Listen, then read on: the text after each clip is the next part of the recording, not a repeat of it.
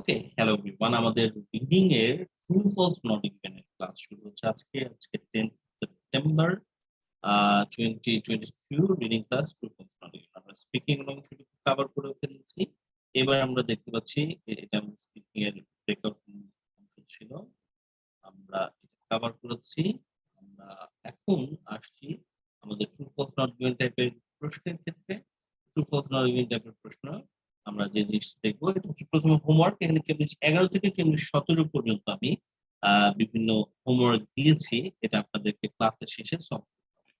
আর তার শুরুতে এখন আমরা ক্লাস প্র্যাকটিসে আসতেছি। ক্লাস প্র্যাকটিসে আমরা প্রথমেই ম্যাটেরিয়ালটা নিয়ে নিচ্ছি। ক্লাস প্র্যাকটিস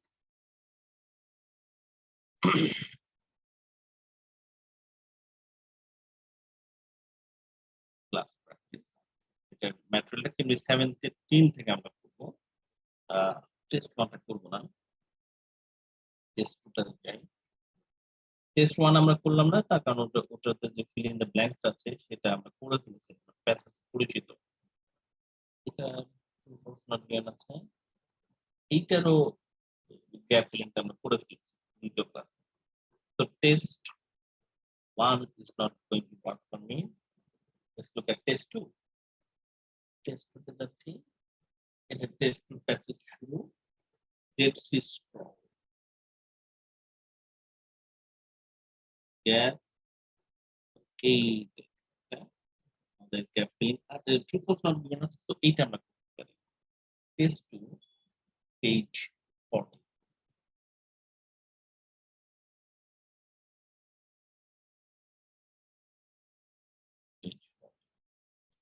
কোয়েশ্চেন এই জায়গাগুলো থেকে আমরা দেখতে পাবো। সিয়াম, তুমি কি দেখতে পাচ্ছ? লিজা, তারপরে ইয়ে থাকতে বলি নিচে কাজই করে না, উনি বারবার নক দিতেছে। ঠিক আছে, রাইট। আচ্ছা, আমরা আসছি। তো এখন আমরা যখন এই কোশ্চেন টাইপটা সলভ করতে যাব, প্রথমে আমরা যে জিনিসটার উপর খেয়াল করবো সেটা হচ্ছে রিডিং টেস্টের স্টেপ গুলো কি কি। যখন আমরা কোনো রিডিং টেস্ট দিতে যাচ্ছি, what are the steps you need to follow. Okay, তো আমরা জানি রিডিং টেস্টের বেসিক ইনফরমেশন হচ্ছে যে এখানে আমাদেরকে কিন্তু 60 মিনিটে আমরা 60 মিনিটের মধ্যে 3টা বড় প্যাসেজ যদি একাডেমিক টেস্ট দিই, আর 5টা আর কি প্যাসেজ যদি জেনারেল ট্রেনিং সলভ করে সেটা সলভ করতে হবে। তার মানে টাইমিংটা হচ্ছে 3টা লার্জ প্যাসেজ একাডেমিকদের জন্য প্রতিটা প্যাসেজে 20 মিনিট সর্বোচ্চ আপনি সময় পাবেন। আর 4টা ছোট প্যাসেজ যে যদি জেনারেল ট্রেনিং দেন সেক্ষেত্রে 4টা ছোট প্যাসেজে 10 মিনিট করে সময় পাবেন। লাস্টের প্যাসেজটা 20 মিনিট, তাহলে 40 আর 20 এই 60 মিনিট আপনি সময় পাবেন। 40টা কোশ্চেন আমাদের সলভ করতে হবে। 40টা কোশ্চেনের মধ্যে আপনি যদি একাডেমিক টেস্ট দেন তাহলে 30টা কভার করলে আপনার 7 চলে আসবে। আর জেনারেল ড্রয়িং আপনাকে 34টা কভার করতে হবে। তো যেটা বলছিলাম, time allocated for each paragraph, প্রতিটা প্যারাগ্রাফের প্যাসেজের জন্য আর কি, সরি, প্রতিটা প্যাসেজের জন্য আমরা 20 মিনিট করে সময় পাবো একাডেমিক টেস্টের ক্ষেত্রে। জেনারেল ড্রয়িং আমরা সময় পাবো কিন্তু আর 10 মিনিট করে, বড় প্যাসেজটা 20 মিনিট আর বাকি প্যাসেজ 10 মিনিট। এই হচ্ছে কাহিনী। তো এবার আমাদের ইম্পর্টেন্ট একটা জিনিস হচ্ছে রিডিং টেস্টের 5টা স্টেপ।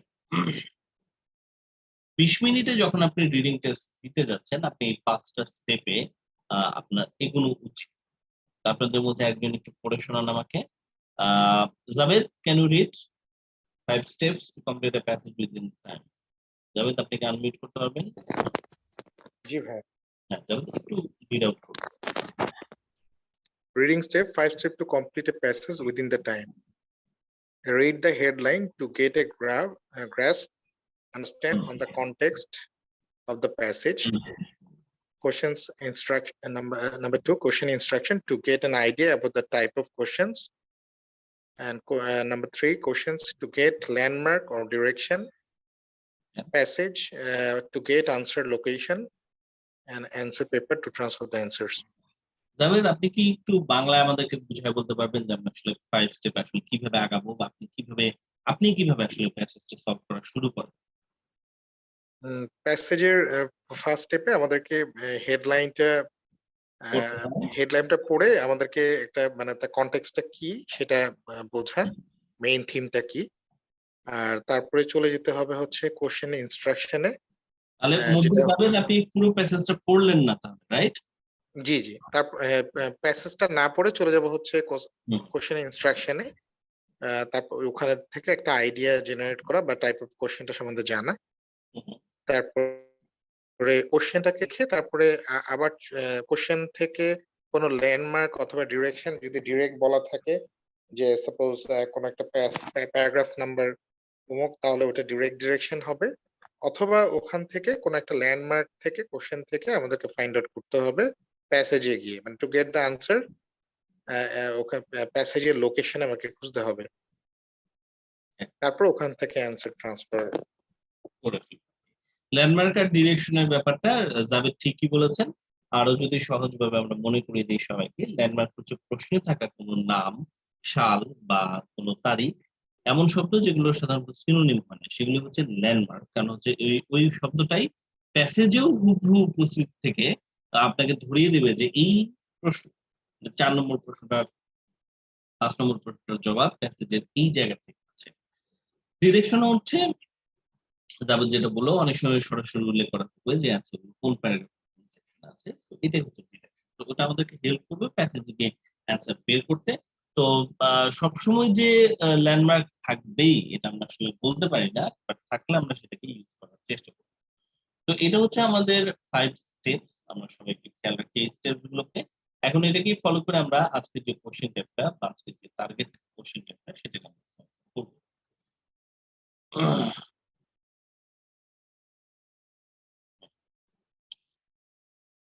শেয়ার করে দিচ্ছি। So let's get started with, আমরা প্রথমে এখন কি করব, আমরা তাহলে আগে পড়ব হচ্ছে headline. Let's look at the headline. আজ যে প্যাসেজটা আমরা তাকাচ্ছি এই কোশ্চেনটার আগে আমরা হেডলাইনটা এই হচ্ছে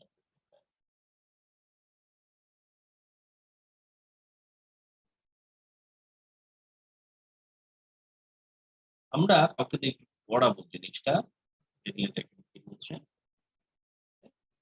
আর তারপর আমরা তাকে দিয়ে কোশ্চেন ইনস্ট্রাকশন এর না আসতে পড়াবো। তো দেখি কুমকুম ম্যাম বা নাজিম কি ফ্রি আছেন, আনমিউট করতে পারবেন? নাজিম অর কুমকুম? হ্যাঁ আছে তো। নাজিম আনমিউট করতে পেরেছে আগে। নাজিম কি দেখতে পাচ্ছেন, কি লেখা? Headline the Dead Sea scrolls. Dead Sea scroll, এটা একটা নাম, রাইট? কোন হ্যাঁ। আইডিয়া এটা কি নিয়ে হতে পারে? ডেড সি স্ক্রল জিনিসটা কোন আইডিয়া আছে? স্ক্রলস তো হচ্ছে গিয়ে উত্থান পতন এরকম কিছু। না, স্ক্রল হচ্ছে কি ওই যে কাগজের কুণ্ডুলি আর কি, মানে আচ্ছা।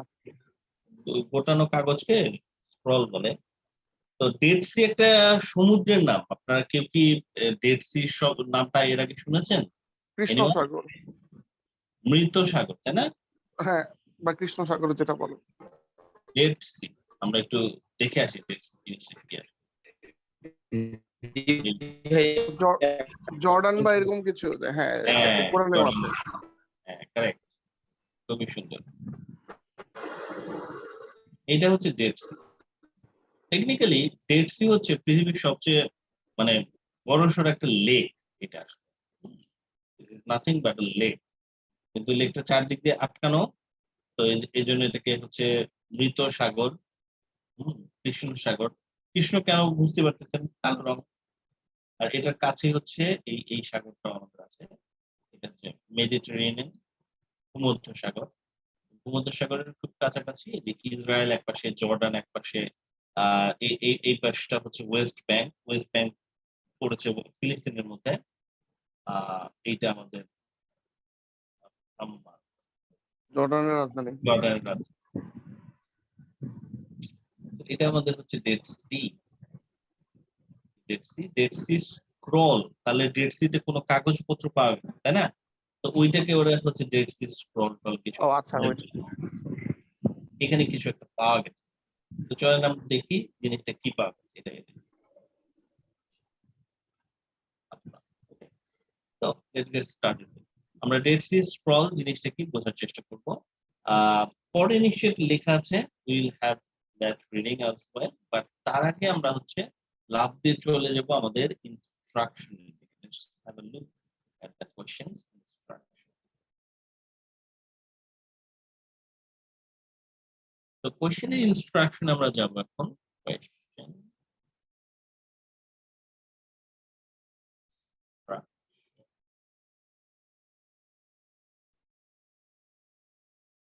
দেখে কোশ্চেন ইনস্ট্রাকশন আমাদের কি বলছে।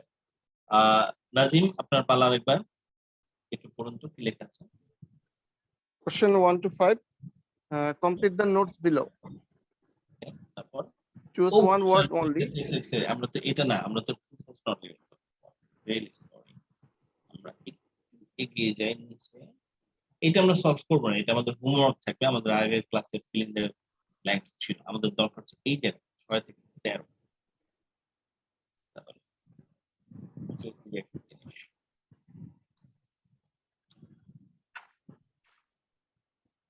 এইবার নাজিম আরেকবার একটু পড়ুন।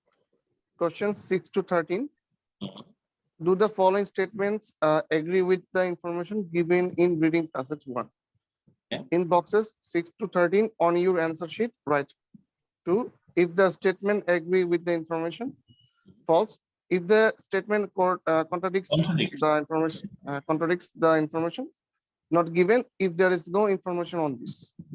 আচ্ছা, তাহলে এখানে কয়েকটা ইম্পর্টেন্ট কথা কিন্তু বলা আছে। তো আমরা হয়তো অনেকেই বুঝতে পারছি যে এখানে আসলে কি জানতে চাচ্ছে ওরা, বাট স্টিল একটু শিওর হয়ে নেয়। হ্যাঁ, তো অ্যাকচুয়ালি ওরা কি বলছে। Let's have a look.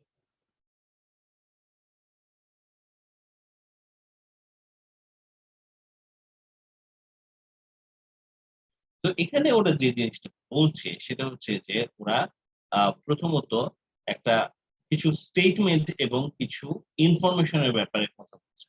এই টার্মস গুলো আমরা একটু ক্লিয়ার করে নিই। কাকে সত্য কাকে মিথ্যা আমাদের আসলে বলতে হবে। কোন কথাটাকে ম্যাচ করতে হবে, কোন কথাটা এগ্রি করবে, কোন কথাটা ডিসএগ্রি করবে। প্রথমত আপনারা একটু খেয়াল করুন যে আমাদের এখানে এইটা বলছে do the following state. Following statement বলতে কি বোঝাচ্ছে? ফলোইং স্টেটমেন্ট, ফলোইং শব্দটার মানে হচ্ছে নিম্ন বর্ণিত, নিচে। তাহলে নিচে কোন স্টেটমেন্ট আছে? Agree with the information given in the reading passage 1। তাহলে আমাদেরকে স্টেটমেন্টের সাথে ম্যাচ করতে হবে ইনফরমেশন যেটা দেয়া আছে রিডিং প্যাসেজ 1।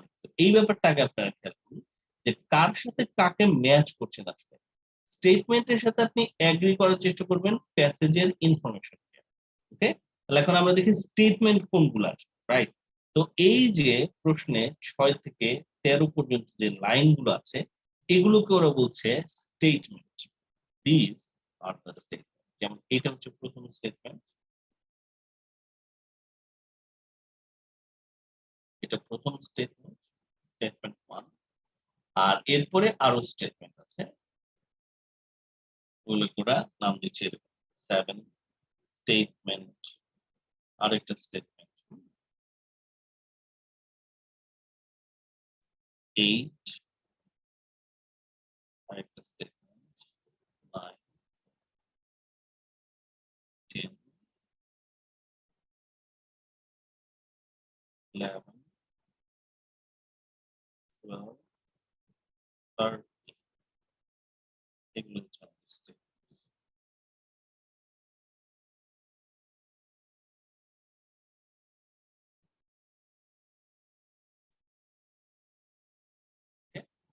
তো আমরা দেখতে পাচ্ছি এটা হচ্ছে একটা স্টেটমেন্ট আর এগুলো হচ্ছে বাকি আরো কয়েকটা স্টেটমেন্ট। ব্যাপারটা হচ্ছে এখানে যে স্টেটমেন্ট গুলো ওরা বলছে সেই স্টেটমেন্ট গুলোকে আমাদেরকে কি করতে হবে, এগ্রি করছে কি করছে না সেটা বের করতে হবে। কার সাথে এগ্রি করছে কি করছে না, সে এগ্রি করছে কি করছে না ইনফরমেশনের সাথে। কোথাকার ইনফরমেশন? প্যাসেজের ইনফরমেশন। তার মানে প্যাসেজে ওরা কিছু ইনফরমেশন দিচ্ছে। প্যাসেজ প্যাসেজ প্যাসেজটার নাম হচ্ছে ডেড সি স্ক্রল। স্ক্রলস নাকি স্ক্রল? Scrolls. স্ক্রলস এস আছে, হ্যাঁ, assessment. Dead Sea scroll. এটা হচ্ছে আমাদের প্যাসেজ। এখন প্যাসেজের ভিতরে কি আছে? প্যাসেজের ভিতরে হচ্ছে নানান রকম ইনফরমেশন আছে। Information given in the passage. তাহলে ইনফরমেশন আছে, ইনফরমেশন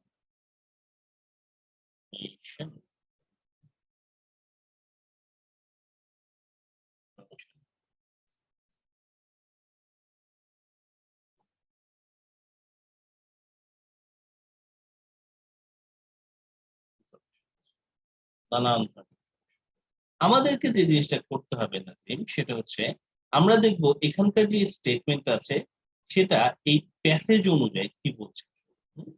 এটা এই প্যাসেজ অনুযায়ী, এই ধরো এই স্টেটমেন্টটাকে আমরা পেয়েছি, এইটাকে এই প্যাসেজের যে ইনফরমেশন সেই ইনফরমেশন অনুযায়ী সেটা কি একমত হচ্ছে, মানে এগ্রি করতেছে, ইজ ইট এগ্রিং, এগ্রি করছে নাকি করছে না।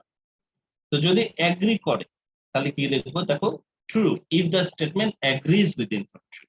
যদি এগ্রি করে তাহলে ট্রু লিখবো নাজিম, ওকে। যদি এগ্রি করে তাহলে ট্রু লিখবেন। যদি এগ্রি না করে তাহলে কি করবেন, তাহলে আপনি শিওর না, আপনাকে আগে দেখতে হবে কন্ট্রাডিক্ট করে কিনা। এগ্রি না করলেও দেখবেন যে কন্ট্রাডিক্ট করতেছে না। কন্ট্রাডিক্ট শব্দটা মানে কি, কন্ট্রাডিক্ট মানে হচ্ছে পুরোপুরি বিপরীত কথা বলা। আপনি দেখবেন, হ্যাঁ হ্যাঁ, পুরোপুরি বিপরীত কথা বলছে কিনা। এখানে যে স্টেটমেন্টটা সেটার সাথে প্যাসেজের ইনফরমেশন পুরোপুরি বিপরীত কথা বলছে কিনা, তাহলে দিবেন হচ্ছে ফলস। আর যদি আপনি বলতে না পারেন যে প্যাসেজে এই সংক্রান্ত, এই যে তথ্যটা, এটা যদি আপনি দেখেন যে প্যাসেজে দেয়া নাই, তখন আপনি অ্যান্সার দিবেন হচ্ছে নট গিভেন। এই হচ্ছে আমাদের কাজ, রাইট? সবাই একটু বোঝার চেষ্টা করি। তাহলে এই প্রশ্নগুলোকে আমরা বলছি স্টেটমেন্ট, আর প্যাসেজে আছে ইনফরমেশন। প্যাসেজ অনুযায়ী এই ইনফরমেশন গুলো স্টেটমেন্টের যে স্টেটমেন্ট যেটা আছে সেটা স্টেটমেন্টটা প্যাসেজের ইনফরমেশনের সাথে এগ্রি করছে নাকি করছে না। যদি এগ্রি করে তাহলে দেব ট্রু, কন্ট্রাডিক্ট মানে বিপরীত কথা বললে দেব হচ্ছে ফলস। আর যদি আমি না ইনফরমেশন আছে কি নাই সেটা ক্লিয়ারলি বলতে না পারি, অ্যান্সার দিব হচ্ছে নট গিভেন। আমি মোটামুটি বেসিক আইডিয়াটা আপনাদেরকে বোঝানোর চেষ্টা করলাম। তো এটা আমাদের basic idea, right? Basic idea about true, false, not given. True, false, not given এর বেসিক আইডিয়া আমরা এটাকে বলতে পারি। এইমাত্র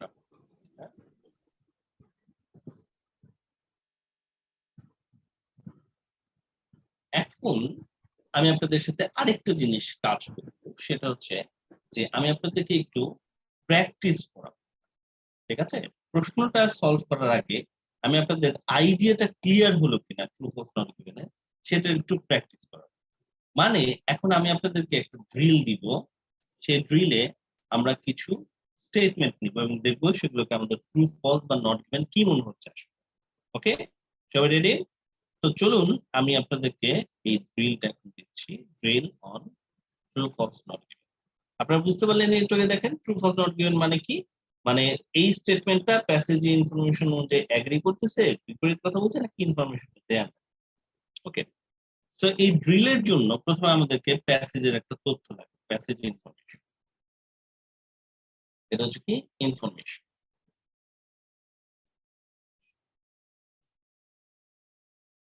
আমরা এটাকে কালার দিব এই কালার। এবার আমি আপনাদেরকে কিছু কোশ্চেনের স্টেটমেন্ট দেখাবো। আপনাদেরকে যেটা করতে হবে সেটা হচ্ছে এই কোশ্চেনের স্টেটমেন্ট গুলোর কোনটা এই প্যাসেজ অনুযায়ী ট্রু, ফলস বা নট গিভেন সেটা লিখতে হবে। কোথায় লিখবেন আপনারা? আপনারা এটা চ্যাট বক্সে লিখতে পারেন। আপনারা প্রথমে প্রশ্নটা দেখেন স্ক্রিনে, দেখে একটা খাতাতে 1 2 3 4 5 6 এর অ্যান্সার ট্রু, ফলস বা নট গিভেন লিখে ফেলেন। লিখে একটু ছবি তুলে বা কপি করে আপনারা চ্যাট বক্সে বা হোয়াটসঅ্যাপে আমাকে দিতে পারেন। ঠিক আছে, সবাই রেডি? জাবেদ, কুমকুম, নাজিম, সিয়াম, লিজা রেডি? প্রশ্ন দিব এখন? হ্যাঁ আচ্ছা। ও ঠিক আছে, আমি তাহলে প্রশ্ন দিচ্ছি। এইগুলো হচ্ছে প্যাসেজ বলেছে Bangladesh cricket team is playing Asia cup, এটুকু হচ্ছে তো। কোশ্চেন হচ্ছে, লাল রং করে দিচ্ছি যেন আপনারা সহজে দেখতে পান। এটার মধ্যে কোনটা ট্রু, কোনটা ফলস, কোনটা নট গিভেন করলাম না। আমি আপনাদেরকে টাইম বেঁধে দিচ্ছি। আমরা হচ্ছে সর্বমোট 3 মিনিট ট্রাই করে চলবো এর অ্যান্সার দেওয়ার জন্য। 3 মিনিটের মধ্যে আপনারা আমাকে দেওয়ার চেষ্টা করুন কোনটা ট্রু, কোনটা false. Time starts from now. Bangladesh cricket team is playing Asia Cup. First question: Asia Cup has Bangladesh cricket team as participant. Bangladesh has no cricket team for playing any cup. Bangladesh cricket team is attending a tournament right now. Bangladesh cricket team is enjoying Asia Cup. While Bangladesh is watching Asia Cup, Bangladesh cricket team has never played in Asia Cup. Is that true? Is that false?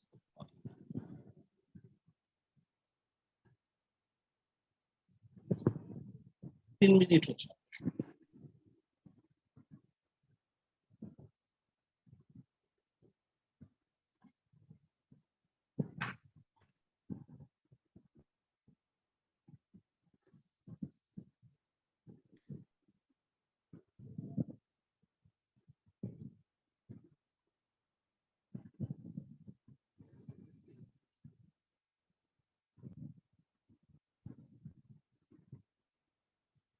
R 2 minute সময় আছে।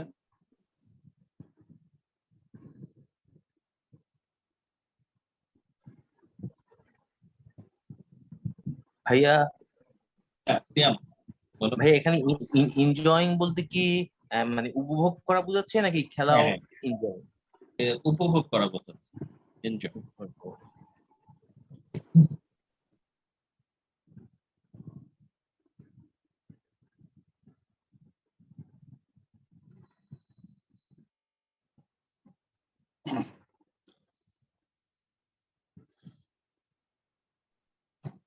ভাইয়া শেষ হয়ে গেছে, এটা কি ছবি তুলে পাঠাবো? ছবি তুলে দেখুন তো চ্যাট বক্সে লিখতে পারছেন 1 2 3 4 5 6 করে। হ্যাঁ, চ্যাট বক্সে সংক্ষেপে। লিখছি। হ্যাঁ, সংক্ষেপে লিখলেই হবে। ট্রুর বদলে টি লিখলেও চলবে। হ্যাঁ, বুঝতে পারবেন। টি এফ এন জি লিখলেও চলবে আপাতত।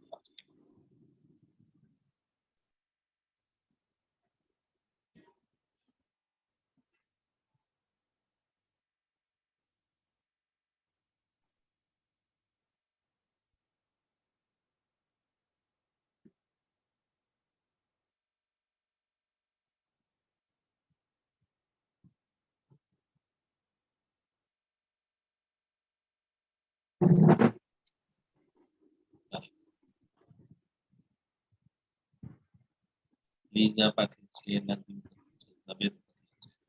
Very good. আচ্ছা, কারো কি লিখতে সমস্যা হচ্ছে? কেউ কেউ মুখে বলতে চাচ্ছেন? সিয়াম বা কুমকুম আপনার মুখে বলতে পারেন।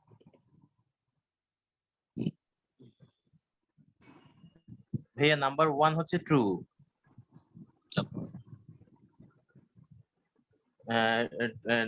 নাম্বার 2 হচ্ছে নট গিভেন, 3 2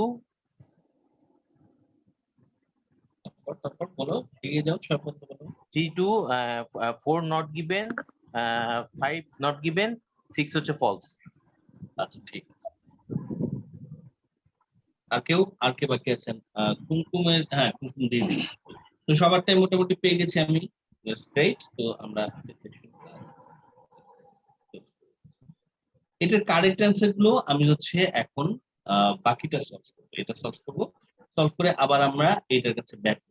ঠিক আছে? তো আমরা যখন অন্যান্য কোশ্চেন গুলো সলভ করছি, তারপর আবার যখন লাস্টে আমি যখন এটার কাছে ব্যাক করবো, আপনারা দেখতে পাবেন যে আপনারা তখন মোটামুটি নিজেরাই শিওর হয়ে যাচ্ছেন যে কোনটার অ্যান্সার আসবে কি হবে। তো এটার কাছে আমরা আবার ব্যাক করবো। এখন আমরা এই মুহূর্তে অ্যান্সারটা বলছি না, বাট আমাদের প্র্যাকটিস একটু হয়ে গেল।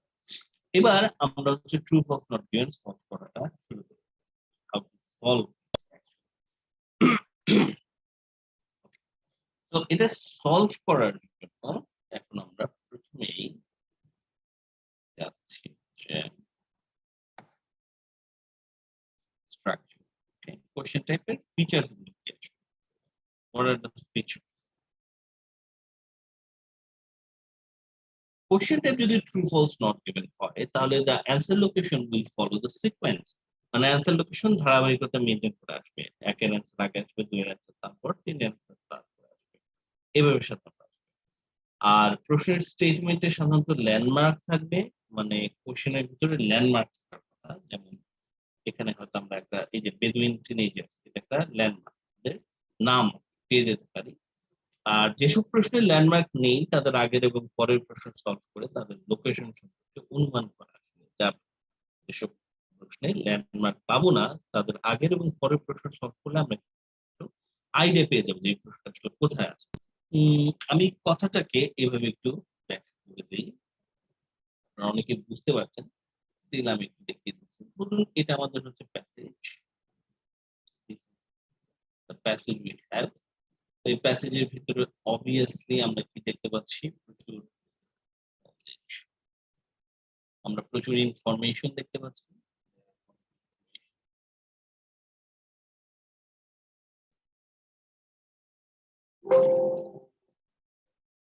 প্রচুর ইনফরমেশন।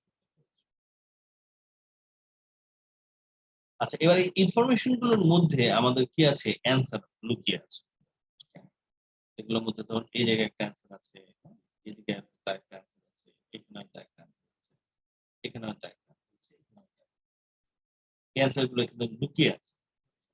তো এবার প্রথম যে কথাটা আমি বললাম সেটা হচ্ছে অ্যান্সার লোকেশন গুলো সিরিয়ালি আসবে।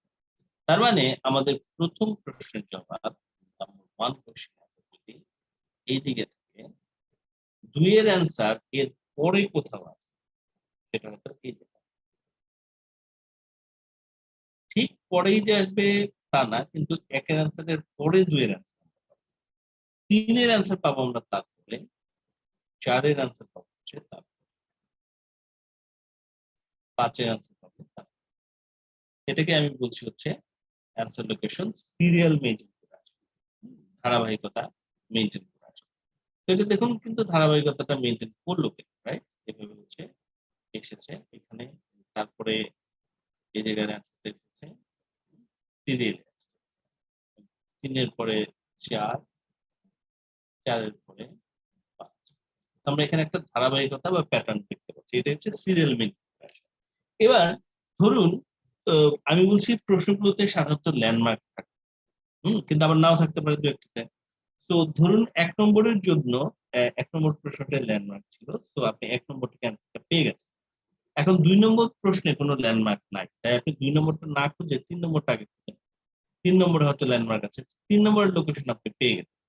এখন ১ আর ৩ যেখানে পেয়েছেন আপনি নিজে জানেন ২ এর অ্যান্সার যদি থাকে তাহলে সেটা কোথায় থাকবে? ১ আর ৩ এর মাঝামাঝি জায়গাটাতে থাকবে। অর্থাৎ এই জায়গাতে। তো এই কারণে আপনার খোঁজার জায়গাটা কমে আসবে। এজন্য আপনি হয়তো একটু সহজে অ্যান্সারটা বের করতে পারবেন। এইটা হচ্ছে আমি আসলে যেটা বলতে চাচ্ছি যে ভাইয়া অ্যান্সার আমি না বুঝতে পারিনি। আমার কথা শুনতে পাচ্ছ তো, তাই না? ভাইয়া আমার হচ্ছে নেটের প্রবলেম হচ্ছে, তো আমি প্রথম দিকের কিছুই শুনতে পাইনি, এই জন্য একটু লেটে জয়েন করেছি, আমি বুঝতে পারিনি। আচ্ছা, আবার শোনো তাহলে কথাটা। কথাটা হচ্ছে অ্যান্সার লোকেশন গুলো সিরিয়াল বা সিকোয়েন্স মেইনটেইন করবে। এর মানে হচ্ছে প্যাসেজে ১ নম্বর প্রশ্নের জবাব যদি এদিকে থাকে, ২ এর অ্যান্সার তার পরে কোথাও থাকে। মানে এখানেও থাকতে পারে, আবার এদিকে এইদিকে কোথাও থাকবে। আর ৩ এর অ্যান্সার থাকে তারপরে, ৪ এর অ্যান্সার থাকে তারপরে, ৫ এর অ্যান্সার তারপরে। এটাকে বলছে সিকোয়েন্স জি জি। মেইনটেইন। আচ্ছা, এটা হচ্ছে গ্যাপ ফিলিং এর ক্ষেত্রেও প্রযোজ্য। তুমি গ্যাপ ফিলিং আমার সাথে করেছো, সেদিনও তুমি দেখেছো যে জি প্যাসেজের যে জায়গায় ১ এর অ্যান্সার আছে, ২ এর অ্যান্সার আছে তারপরে। এটাই পরে। সিরিয়াল। আর দ্বিতীয় প্রসঙ্গটা হচ্ছে কোশ্চেনের ল্যান্ডমার্ক থাকবে, আর যে প্রশ্নের ল্যান্ডমার্ক নাই তার আগের এবং পরের প্রশ্ন যদি তুমি সলভ করো তাহলে তুমি অনুমান করতে পারবা যে যে প্রশ্নটায় ল্যান্ডমার্ক ছিল না তার লোকেশন কোথায় ছিল। কিভাবে? ১ নম্বরে অ্যান্সার তুমি পেয়ে গেছো, ২ নম্বর খুঁজে পাচ্ছ না, তো বাদ দাও, ৩ নম্বরটা কি? ৩ নম্বর পেয়ে গেছো। এখন তুমি জানো যে ২ নম্বরকে খুঁজতে হলে তোমাকে এই যে এই জায়গাটুকুর মধ্যে খুঁজতে হবে। আর এই ১ এবং ৩ এর মাঝে। এক্সাক্ট এটাই খুবই সুন্দর, মানে ইজিলি বুঝতে পেরেছো। সিয়াম? জি Very good. জি, থ্যাংক ইউ। তো এইটা হচ্ছে আমাদের ফিচার্স। হ্যাঁ, এবার যে জিনিসটা বুঝতে হবে সেটা হচ্ছে যে ট্রু, ফলস আর নট গিভেন বলতে আসলে কি বোঝায়। আমি এই জিনিসটা এখন আপনাদের সবাইকে বোঝানোর চেষ্টা করছি। অ্যাকচুয়ালি ট্রু, ফলস আর নট গিভেন জিনিসটা কি, কারণ এটা বুঝলে আপনারা খুব সহজেই অ্যান্সারও দিয়ে দিতে পারবেন। Have look. at solving strategies.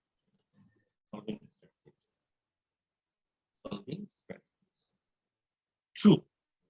কখন আমরা অ্যান্সারকে ট্রু দিই? যদি প্রশ্নের তথ্য মানে স্টেটমেন্টটা পুরোপুরি প্যাসেজের সাপোর্ট করা, প্যাসেজের ইনফরমেশন ভিত্তিতে পুরোপুরি সাপোর্ট করা হয়, তাহলে এটাকে হ্যাঁ বলতে হবে। প্রশ্নের স্টেটমেন্টকে প্যাসেজের ইনফরমেশনের ভিত্তিতে যদি আপনি বলতে পারেন যে হ্যাঁ এটা সত্য, তাহলে অ্যান্সার হচ্ছে ট্রু। আমরা আজকের প্রথম প্রশ্নটাকে দিয়ে 6 নম্বর প্রশ্নটাকে দিয়ে এটা আমি আপনাদের বোঝানোর চেষ্টা করব। আমরা 6 নম্বর প্রশ্ন করি। আপনাদের মধ্যে কে পড়তে চাচ্ছেন আমার সাথে এই সময় বলুন তো? এনিওয়ান? এই যে মানে হচ্ছে এক্সাম্পলি গার্সিয়া, মানে হচ্ছে প্রশ্নটা। কে পড়বেন?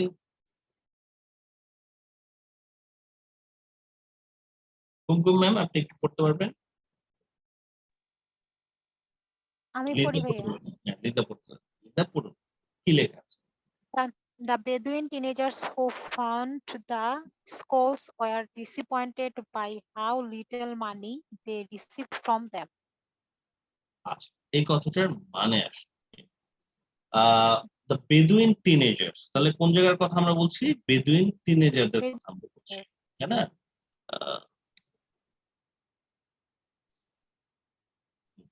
বেদুইন টিনেজাররা who found the scroll, Bedouin teenager যারা স্ক্রোলটাকে খুঁজে পেয়েছিল, ওয়ার ডিসঅ্যাপয়েন্টেড। তাহলে লিজা বলতো কে ডিসঅ্যাপয়েন্টেড ছিল, এই স্ক্রলটা না বেদুইন টিনেজাররা? কার কথা বলছে? Were disappointed মানে বেদুইন টিনেজাররা। বেদুইন টিনেজাররা ওরা ডিসঅ্যাপয়েন্টেড হয়েছিল। কিসের জন্য ডিসঅ্যাপয়েন্টেড হয়েছিল? By how little money. Little money মানে কি? বেশি টাকা না কম মানে টাকা? অল্প টাকা। অল্প টাকা। অল্প টাকাটা তারা রিসিভ করেছিল, এজন্য তারা ডিসঅ্যাপয়েন্টেড হয়েছে। এখন প্যাসেজে গিয়ে যদি আমরা দেখি যে হ্যাঁ, যদি সরি লেখা যদি আমরা যদি প্যাসেজে তথ্য থেকে বলা যায়, যদি প্যাসেজের তথ্য থেকে বলা যায় হ্যাঁ, কি হ্যাঁ, বেদুইন টিনেজার্স, বেদুইন টিনেজার্স যারা স্ক্রলটাকে পেয়েছিল, ফাউন্ড তারা খুঁজে পেয়েছিল, তারা ডিসঅ্যাপয়েন্টেড হয়েছিল, ডিসঅ্যাপয়েন্টেড হয়েছিল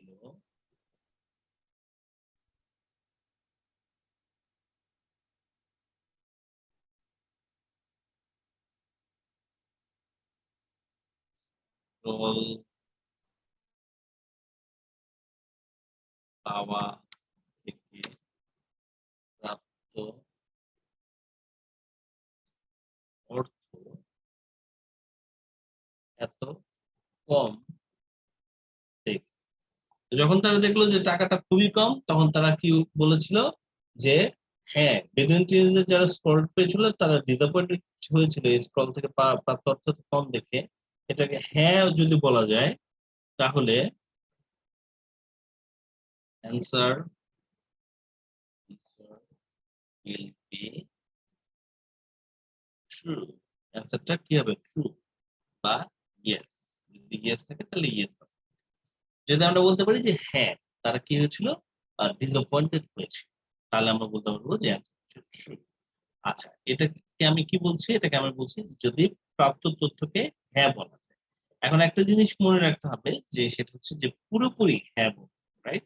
কোনো অংশ বাদ দেওয়া যাবে না, পুরোপুরি পুরো কথাটাকেই পুরো পুরো তথ্য কি হ্যাঁ লেখা সত্য বলতে পারবে পুরো বাক্যটাকেই হ্যাঁ ইহা সত্য, যে এটা যে সত্য এই কথাটা বলতে হবে যে হ্যাঁ পুরো কথাটাই আসলে সত্য। তাহলে আমরা এটার অ্যান্সার কি দেবো? দেব হচ্ছে true। যদি আমি বলতে পারি যে হ্যাঁ এটা সত্য। সো প্যাসেজের তথ্যের ভিত্তিতে আপনাকে এটা বলতে পারি হ্যাঁ বেদুইন টিনেজাররা যারা স্ক্রলটা পেয়েছিল তারা ডিসঅ্যাপয়েন্টেড হয়েছিল। এখন ফলস, ঠিক আছে, ফলস দিব হচ্ছে যদি বিপরীত তথ্য পাওয়া যায়। false। যদি প্রশ্নের তথ্যটি পুরোপুরি বিপরীত তথ্য প্যাসেজে পাওয়া যায়, বা প্রশ্নের তথ্যকে প্যাসেজের তথ্যের ভিত্তিতে না এটা মিথ্যা এই কথাটা বলা যায়, তাহলে আমরা অ্যান্সার দিব হচ্ছে false। ঠিক আছে, তো এটার বেসিক আইডিয়াটা হচ্ছে যদি এই লাইনটা থাকে, the Bedouin teenagers who found the scroll were disappointed by how little money they received। এখন যদি আমি বলতে পারি, যদি প্যাসেজের তথ্য থেকে বলা যায়,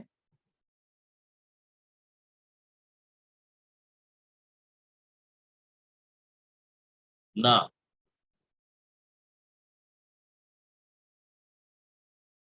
বেদুইন টিনেজার যারা স্ক্রল করেছিল তারা বেদুইন টিনেজার যারা স্ক্রল করেছিল তারা ডিসঅ্যাপয়েন্টেড হয়েছিল বলছিল, হয় নাই। এই স্ক্রল থেকে প্রাপ্ত তথ্য এত কম দেখে তারা ডিসঅ্যাপয়েন্টেড হয়নি। তো ডিসঅ্যাপয়েন্টেড হয়নি বলতে পারলে আমাদের অ্যান্সার কি আসবে? অ্যান্সার আসবে হচ্ছে false।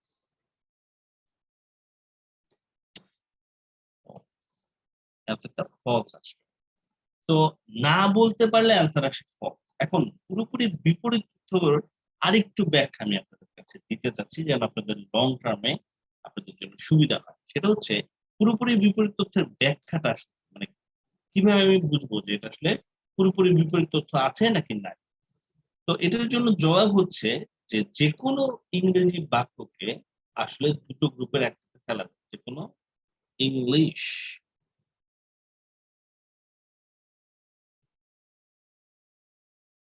যে কোনো ইংলিশ সেন্টেন্সকে আসলে দুইটা গ্রুপের নিচের নিচের নিচের দুটো গ্রুপের একটায় ফেলা যায়। যে কোনো ইংলিশ সেন্টেন্সকে নিচের দুটো গ্রুপের একটায় ফেলা যায়। সেই গ্রুপ দুটো কি? হয় অ্যাফার্মেটিভ না হলে নেগেটিভ। যে কোনো বাক্যকে এই দুইটা গ্রুপে ফেলা যায়। হয় সেটা হচ্ছে অ্যাফার্মেটিভ মানে হ্যাঁ বোধক, অথবা সেটা নেগেটিভ না। পুরোপুরি বিপরীত তথ্যের মানে পুরোপুরি বিপরীত তথ্যের মানে হচ্ছে যদি প্যাসেজে অ্যাফার্মেটিভ একটা লাইন থাকে আর কোশ্চেনে থাকে হচ্ছে নেগেটিভ, তাহলে আপনি বলবেন এটা পুরোপুরি বিপরীত তথ্য। আবার যদি প্যাসেজে থাকে একটা নাবোধক বাক্য, নেগেটিভ বাক্য, আর কোশ্চেনে এটা সম্পর্কে একটা পজিটিভ বাক্য বলে, তাহলেও আপনি বলবেন যে না পুরোপুরি বিপরীত তথ্য আছে। প্রশ্নে যদি হাবোধক তথ্য থাকে প্যাসেজে আপনি ওই ব্যাপারে না বোধক করতে পারবেন, এবং প্যাসেজে যদি না বোধক তথ্য থাকে প্রশ্নে আহ, আপনি প্যাসেজে গিয়ে ওই ব্যাপারে হাবোধক তথ্য পাবেন। ঠিক আছে, তো যেমন ধরুন I M A Bangladeshi person, এটার বিপরীত কথাটা কি হবে? তো এটা পুরোপুরি বিপরীত তথ্য হচ্ছে I am not a Bangladeshi person. I M A Bangladeshi person এটা হচ্ছে affirmative, I am not a Bangladeshi person এটা হচ্ছে পুরোপুরি নেগেটিভ। তো আবার ওই কথাটাতে ফেরত আসছি, the Bedouin teenagers who found the scrolls were disappointed by how little money they received for them। এটার তথ্য থেকে যদি আমি বলতে পারি যে নো, Bedouin teenager যারা স্ক্রল করেছিল they were not disappointed, এখানে আছে were disappointed, আমি বললাম they were not disappointed, এই তথ্যটা আমি যদি প্রমাণ করতে পারি অ্যান্সার ঠিক হচ্ছে false। এখন থাকলো হচ্ছে নট গিভিং। কখন আমরা নট গিভিং?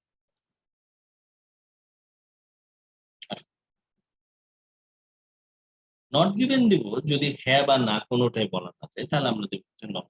যদি আমি হ্যাঁও বলতে না পারি, যদি আমি নাও বলতে না পারি, তাহলে নট গিভেন। তো হ্যাঁ বা না বলতে না পারার ব্যাপারটা এত সোজা না। হ্যাঁ, অনেক সময় হচ্ছে আমাদের কনফিউশন। তো আমি এটার জন্য কিছু ট্রিক তৈরি করে রেখেছি, নট গিভেন ট্রিক। দুইটা ইনফ্যাক্ট এই দুইটা ট্রিকের মানে দুইটা ইনফরমেশনের ঘরানার যদি ইনফরমেশন আপনি কোশ্চেনে দেখতে পান, আপনি বুঝবেন এটা বেশি চিন্তা করতে হবে না, এটা আসলে কি হয়ে যাবে নট গিভেন। প্রথমটা হচ্ছে extra information on the question. প্যাসেজের তুলনায় কোশ্চেনে অতিরিক্ত তথ্য থাকলে থাকলে অ্যান্সার নট গিভেন। প্যাসেজের তুলনায় যদি কোশ্চেনে অতিরিক্ত তথ্য থাকে তাহলে অ্যান্সার হবে নট গিভেন। কারণ হচ্ছে কোশ্চেনে অতিরিক্ত তথ্য থাকতে পারবে না, কোশ্চেনে টু দি পয়েন্ট। প্যাসেজে অতিরিক্ত তথ্য থাকবে, প্যাসেজ তো ডিটেইল পুরোটাই প্যাসেজ। যদি কোশ্চেনে প্যাসেজের তুলনায় অতিরিক্ত তথ্য থাকে তাহলে অ্যান্সার হয় নট গিভেন। কোশ্চেনে কোনো অতিরিক্ত তথ্য থাকতে পারবে না। তো এটা একটু উদাহরণ দিই। ধরুন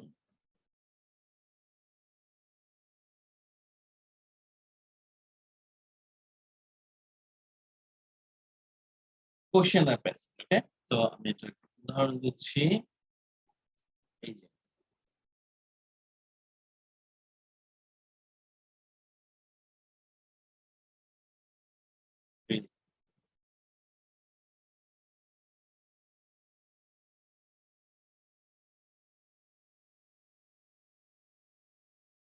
এটা হচ্ছে আমাদের প্রশ্ন।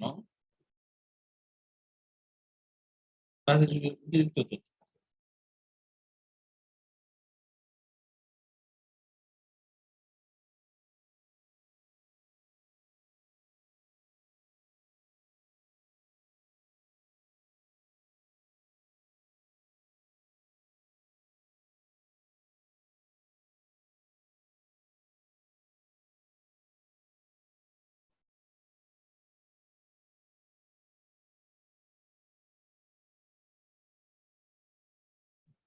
কোশ্চেন।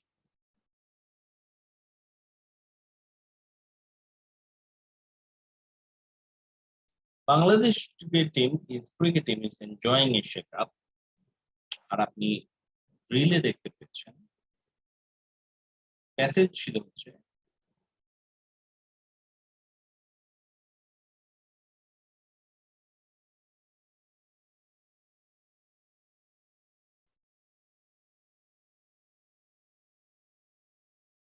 প্যাসেজ বলছে Bangladesh cricket team is playing Asia cup.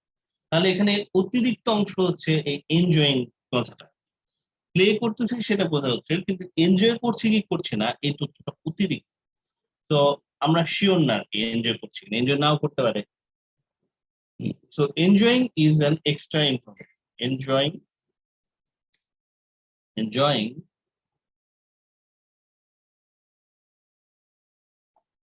is extra information in the question. কোশ্চেনের অতিরিক্ত তথ্য হচ্ছে আমাদের এনজয়িং কথা। অ্যান্সার হচ্ছে নট গিভেন। এই জন্য এখানকার অ্যান্সার চলে আসলো আমাদের কিন্তু নট গিভেন। তো সবাই একটু বোঝার চেষ্টা করুন, ঠিক আছে, কিভাবে এটা আসলো। তো ক্রিকেট টিমটা এনজয় করছে এটা প্রশ্ন বলছে, কিন্তু প্যাসেজে বলছে প্লে করতেছে। প্লে করা আর এনজয় করা এক না। এনজয় করা হচ্ছে প্লে করার চেয়ে তার বেশি কিছু। তো এই দুটো যেহেতু সিনোনিম না, এনজয়িং যেহেতু এক্সট্রা ইনফরমেশন, তো আমরা এটার অ্যান্সার দিচ্ছি হচ্ছে নট। তো এটা হচ্ছে এক্সট্রা ইনফরমেশন কোশ্চেনে থাকতে পারবে না। দ্বিতীয় আরেকটা রুল হচ্ছে যে যদি আমাদের সাবজেক্ট আলাদা, মানে দেখে মনে হচ্ছে একই রকম তথ্য, কিন্তু কোশ্চেন এবং প্যাসেজের সাবজেক্ট আসলে আলাদা।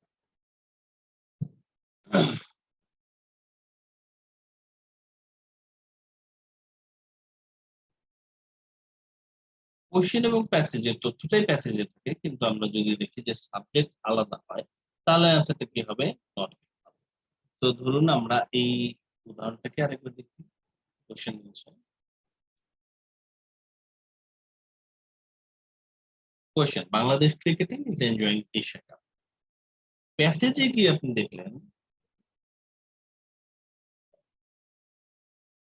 লেখা আছে Sri Lanka cricket team enjoying Asia. এখন আপনি দেখতে পেলেন যে কাছাকাছি ধরনের শব্দ, হ্যাঁ, এবং অনেক সময় স্টুডেন্টরা কি করে এই জায়গায় এসে ফলস দিয়ে দেয় এই প্রশ্নের জবাব। তারা বলে যে না আসলে এনজয় করতেছে না। না, আসলে আপনি শিওর না, কারণ আপনি জানেন যে আপনার প্রশ্ন জিজ্ঞেস করেছে যে বাংলাদেশ ক্রিকেট টিমকে এনজয় করতেছে কি করতেছে। আপনি প্যাসেজে দেখলেন শ্রীলঙ্কা ক্রিকেট টিম করতেছে। এখন শ্রীলঙ্কা এবং বাংলাদেশ দুটোই এনজয় করতেই পারে, হ্যাঁ, আবার নাও করতে পারে না, কিন্তু আপনি যে জিনিসটা জানেন না, আপনি প্যাসেজের তথ্যের ভিত্তিতে এটাকে পুরোপুরি হ্যাঁ বা না বলা যাচ্ছে না। সো অ্যান্সার হচ্ছে not given. Subject বাংলা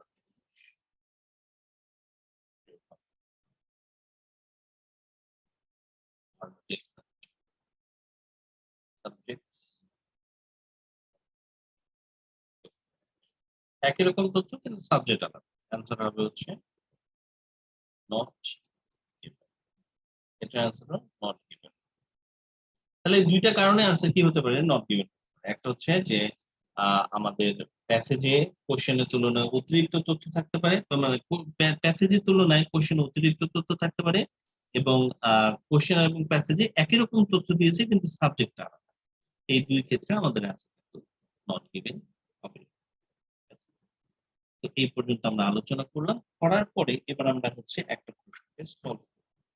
6 নম্বর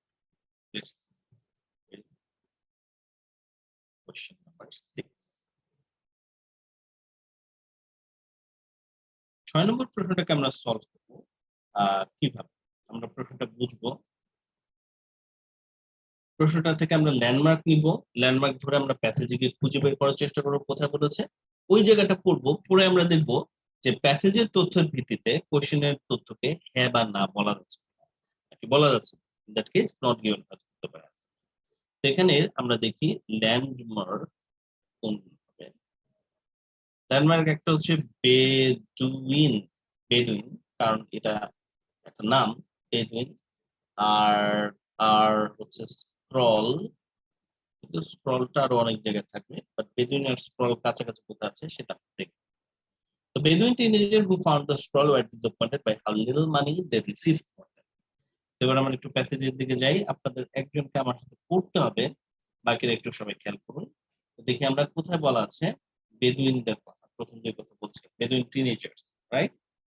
দেখতে পাচ্ছি, জাভেদ দেখতে পাচ্ছেন বেদুইন টিনেজার? জি ভাই। আচ্ছা, আমরা কিছুটা জায়গা পড়ে দেখবো যে এখান থেকে আমরা অ্যান্সারটা পাচ্ছি। প্রথম অংশ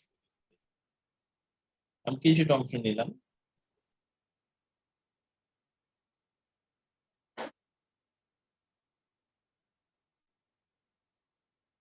এই পর্যন্ত যাবে, দেখুন আমার সাথে ওকে, আর আমরা উপরের প্রশ্নটাকেও ম্যাচ করে দেব। যাবে, হ্যাঁ পড়াশোনা ইনলেট।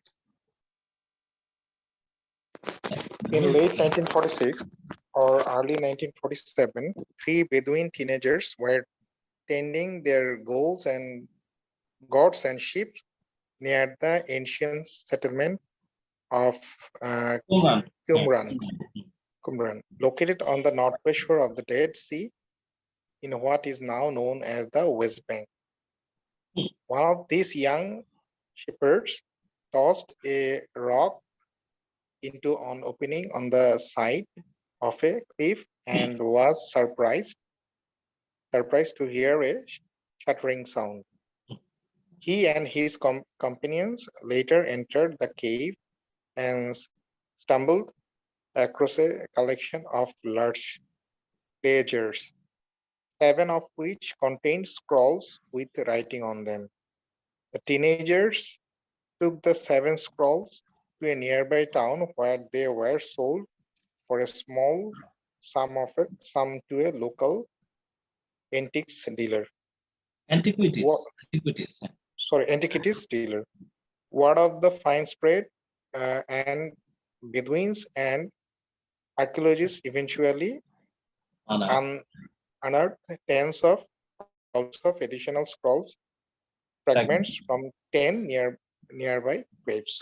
সবাই একটু খেয়াল করুন তো আপনাদের না জানা কোনো শব্দ এখানে আছে কিনা, তারপর আমি আর জাভেদ এটার মিনিংটা আলোচনা করবো আবার। বাট বিফোর দ্যাট সবাই একটু খেয়াল করুন আপনাদের না জানা কোনো শব্দ আছে কিনা। শ্যাটারিং আর হচ্ছে আনহার্টেড। আচ্ছা, খুবই সুন্দর একটা শব্দ হচ্ছে শ্যাটারিং। শ্যাটারিং মানে হচ্ছে, শ্যাটার মানে হচ্ছে কাঁচের টুকরা ভেঙে গুঁড়ো গুঁড়ো হয়ে যায় না, তো ভেঙে গুঁড়ো হয়ে যাওয়ার শব্দকে বলে শ্যাটারিং সাউন্ড। শ্যাটারিং মানে হচ্ছে breaking into pieces. টুকরো টুকরো শ্যাটারিং হার্ট একটা শব্দ শুনি মাঝে মাঝে, শ্যাটারিং হার্ট, এটা কি বুড়ো হার্ট না ভাঙা হৃদয় এরকম কিছু? হৃদয়ে ভাঙা ঢেউ বা হৃদয়ে ভাঙা শব্দ, এটা আচ্ছা। হচ্ছে shattering। তো মূলত কাচের ক্ষেত্রে shattering শব্দটা বেশি ইউজ হয়, কাঁচ ভেঙে টুকরো টুকরো হয়ে যায়। আচ্ছা, আরেকটা কি শব্দ ছিল নাজিমের? Unheard tens, oh, tens of thousands. Tens of thousands, কোথায়? Last line, unheard tens of thousands of additional Unearthed, scroll fragments.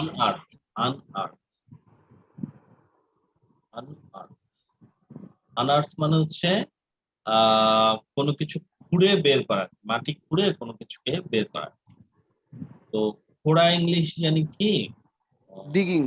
Digging, হ্যাঁ digging and finding out something from land. মাটি থেকে কোনো কিছু খুঁড়ে বের করাকে বলে আনআর্থ। আর্থ শব্দটার আরেকটা মানে হচ্ছে মাটি। হ্যাঁ। যাদেরকে মাটি খুঁড়ে কোনো কিছু বের করাকে বলে হচ্ছে আনআর্থ। ওকে, তাহলে আমি আর যাবেন, চলেন আমরা দুজন একটু ভাই ট্রান্সলেশন। এই যে হ্যাঁ। টোস্ট এই থার্ড লাইনে এটা টস টস Toss, মানে ছুঁড়ে দেওয়া আর কি। টস মানে হচ্ছে ছুঁড়ে দেওয়া। টস আচ্ছা করা মানে হচ্ছে ছুঁড়ে দেওয়া, থ্রোয়িং সাম, থ্রোয়িং টস করে না, টস করার সময় কয়েনকে কি করে ছুঁড়ে দেয়, কিন্তু এটাকে বলা হচ্ছে throwing some, toss.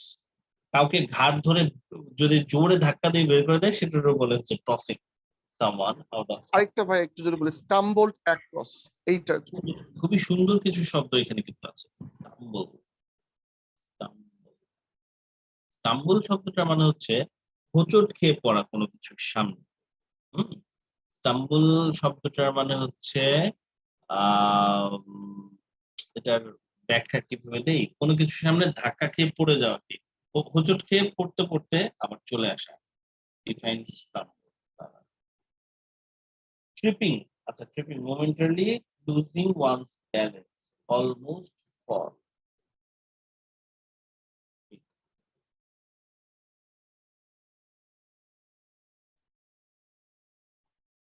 Trip or momentarily lose one's balance, almost fall, এটাকে বলা হচ্ছে stumble.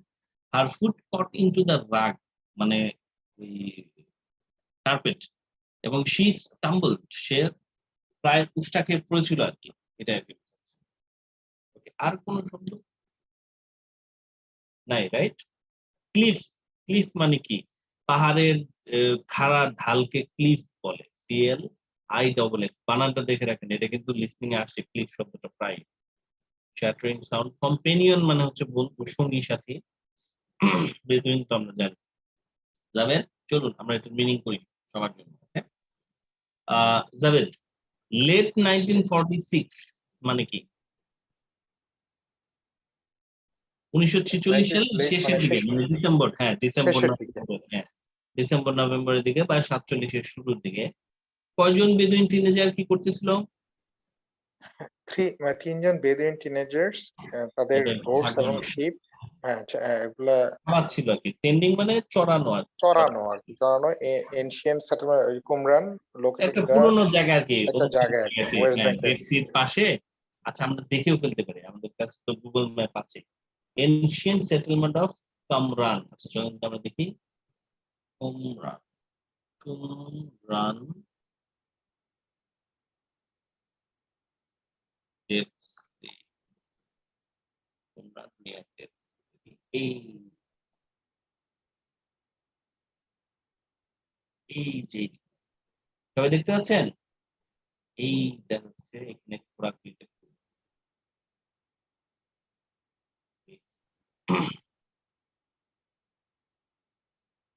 এটা ডেড সি, খুব একটা দূরে না কিন্তু, তাই না? একদম কাছে। এটা ডেড সি, এটাতে কাছে ওরা হচ্ছে কি করছিল, ছাগল চড়াচ্ছে। ওকে, বোঝা গেছে। তো ডেড সি স্ক্রল, স্ক্রল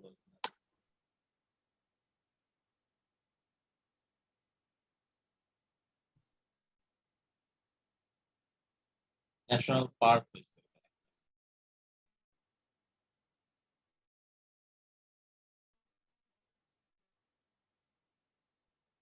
এই জায়গায় এসে ওরা পেয়েছে তোমরা না। এই জায়গায় করতেছিল, এই গর্তগুলো। তাহলে নর্থ ওয়েস্ট শোরে তারা কি করতেছিল বা তাদের ছাগল চড়াচ্ছিল। One of these young shepherd tossed a rock into the opening on the side of a cliff. এই যে এইটা হচ্ছে ক্লিফ, সবাই দেখতে পাচ্ছেন এই যে পাহাড় খাড়া ঢাল, এটা হচ্ছে ক্লিফ। এইখানে জাভেদ কি করেছিল, একটা একটা শেপার্ড কি করেছিল, শেপার্ড মানে তো হচ্ছে ওই রাখাল আর কি, রাখাল বলা, একটা পাথর ছুঁড়ে Toss মেরেছে। মানে throwing something, a rock. হ্যাঁ, পাথর ছুঁড়ে মেরে অবাক হয়ে গেছিল, কারণ ও কিসের শব্দ পেল Javed, Here a shuddering sound, মানে that means কিছু একটা ভাঙছে, তাই না? জি, হ্যাঁ, এই মূলত এই যে এই দিক দিয়ে ছুঁড়ে মারছে একটা, তাই না? এখানে তো কিছু থাকার কথা না, কিন্তু এটার ভিতর দিয়ে পাথর ঢুকে গেল, ঢুকে কি যেন একটা ভেঙে ফেলছে। আসলে সে ভাঙছে হচ্ছে ওই একটা পাত্র, যে পাত্রের ভিতরে আসলে ওই স্ক্রোল গুলা ছিল আর কি, মানে কাগজ গুলা ছিল। সে এবং তার কম্পিউটার সঙ্গীরা পরবর্তীতে ওই গুহার ভিতরে ঢুকলো, এই গুহাটার ভিতরে ঢুকছে, ঢুকে তারা হচ্ছে কি হোঁচট খেয়ে পড়লো অনেকগুলো বড় বড় ক্লে জারের সামনে, large clay jar, 7 of which contain scrolls with writing on them, যার মধ্যে 7টা হচ্ছে স্ক্রল ধারণ করেছিল, Dead Sea Scrolls। এই হচ্ছে সেই স্ক্রল। ওরা এই যে এই জিনিসগুলোর ভিতরে এসে পড়লো, এখানে এসে ওরা দেখলো যে এরকম মোড়ানো আর কি স্ক্রল, এই লেখা কাগজ।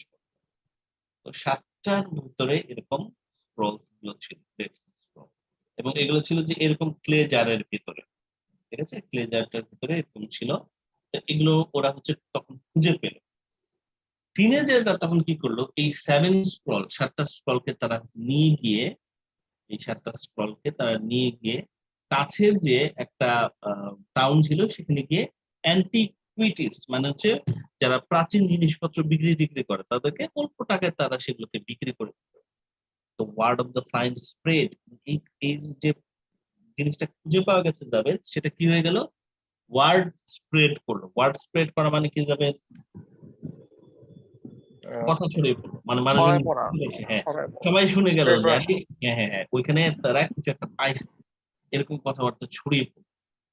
And Bedouin and archaeologists eventually পরবর্তীতে হাজার হাজার আরো স্ক্রল ফ্রেগমেন্ট পেয়েছিল কাছের আরো 10টা কেভ থেকে। যতটুকু পড়লেন তার ভিত্তিতে 6কে আপনারা হ্যাঁ বলতে পারছেন কিংবা না বলতে পারছেন কিনা আমাকে একটু জানান। সবার কি মনে হয়? জাবেদ, কুমকুম, নাজিম, সিয়াম, লিজা, যতটুকু আমি আপনাদের সামনে রেখেছি তার ভিত্তিতে 6কে আপনারা হ্যাঁ বা না বলতে পারছেন কিনা একটু জানান। আমি নট গিভেন দিচ্ছি ভাইয়া। নাজিম, তার মানে নাজিম হ্যাঁ বা না বলতে Yeah. পারছে না, আমি প্রথমে বুঝি নাই, এখন বুঝছি, এখন অ্যান্সারটা নট গিভেন। আমি প্রথমে যখন বিউটিফুল। অন্তত যতটুকু আমি দিয়েছি সেটুকুর মধ্যে আপনি লিজা এবং নাজিম খুঁজে পাচ্ছেন না। হ্যাঁ, নট গিভেন হবে। সিয়ামও ওই দলে যাচ্ছে। জাবেদ আপনার Not given. Not given. কুমকুম জি ভাই, নট গিভেন মনে হচ্ছে। যতটুকু দিয়েছি তাতে নট গিভেন করে। Okay, ঠিক আছে। তাহলে এইটুকুর মধ্যে এখন আমরা পাইনি, তাহলে আমরা এখন কি করব? ওই যে আরেকটা টেকনিক ছিল, সেটা হচ্ছে পরের প্রশ্নটা খুঁজে বের করা। কারণ তাহলে পরের প্রশ্নটা পেলে আমরা তখন জানবো যে আগের প্রশ্নের মানে 6-এর অ্যান্সার কতটুকুর মধ্যে আছে সেটা আমরা করতে পারবো। কিন্তু 7-এর অ্যান্সার আমরা বের করতে পারি কিনা। 7 নম্বরটা আমরা একটু পড়ে দেখি। 7 নম্বরটা আমাকে হেল্প করতে হচ্ছে নাজিম, জাবেদ আমাকে 6 নম্বর হেল্প করেছে। 7 নম্বরটা একটু পড়ে দেখি।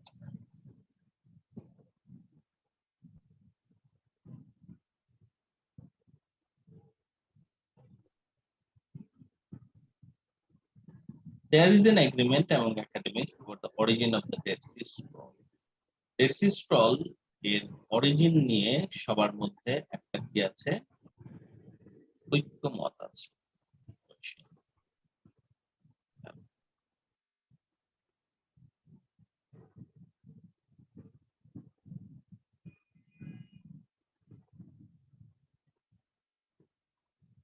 নাজিম কি হ্যাঁ ভাই, বলছে বলেন তো, এখান থেকে কি বলছে লাইনটা? যে ডেড সি স্ক্রলের যে কি বলে অরিজিন, মানে কোত্থেকে আসছে উৎপত্তি নিয়ে যারা একাডেমিক্স আছে শিক্ষাবিদ বা তাদের মধ্যে একটা ঐক্যমত আসছে, এদের মধ্যে পণ্ডিতরা। পণ্ডিতদের মধ্যে একটা ঐক্যমত আছে। তাহলে এবার আমরা একটু খুঁজে দেখি এই রিলেটেড কথাবার্তা কোথায়। এটা হচ্ছে প্রথম দিকে ছিল কামরানের এই অংশটুকু আমরা পড়েছি। আচ্ছা আমরা পড়েছি হচ্ছে এই পর্যন্ত, আনার্ট করেছে থাউজেন্ড। এখন অরিজিনের রিলেটেড কথা চোখে পড়তেছে কোথাও, অরিজিন অফ সেকেন্ড প্যারা। আচ্ছা এখানে আছে। আমরা তাহলে এখানে একটু খুঁজে দেখি যে ওরা একমত কিনা। তো নাজিম একটু পড়া শুরু করুন তো দেখি, the origin of the Dead Sea scroll. The origin of the Dead Sea Scrolls, which were written around 2000 years ago between 150 BCE and 70 CE, is still the subject of scholarly debate even today. According to the prevailing theory, Nazim আমরা হ্যাঁ। মনে হয় answer পেয়ে গেছি, হ্যাঁ হ্যাঁ তাই না? সবাই একটু খেয়াল করুন তো, আমরা অ্যান্সার মনে হয় পেয়ে গেছি। আমার মনে হয় এই প্রথম সেন্টেন্সটাতে আছে।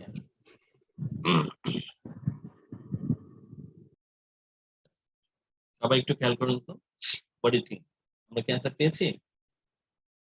ভাইয়া এটা আমি বুঝতে পারছি, বাট কোশ্চেনে যেটা বলছে যে মানে আপনি যে বললেন যে দ্বিমত আছে, এটার ইংলিশটা কোনটা হবে? এগ্রিমেন্ট? ডিবেট হবে না এখানে, ডিবেটের কারণে এটা 2 হয়ে যাবে।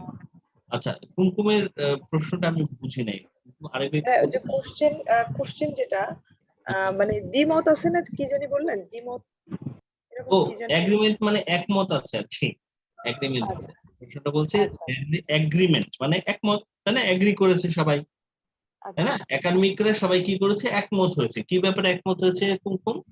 অরিজিনের ব্যাপারে। কার অরিজিনের ব্যাপারে? ডেড সি স্ক্রলের অরিজিন। এখন আপনি প্যাসেজে গিয়ে এটাকেই দেখেন, কথাটাকে আপনি হ্যাঁ বলতে পারছেন নাকি না বলতে পারছেন, নাকি হ্যাঁ না কিছু বলার আছে?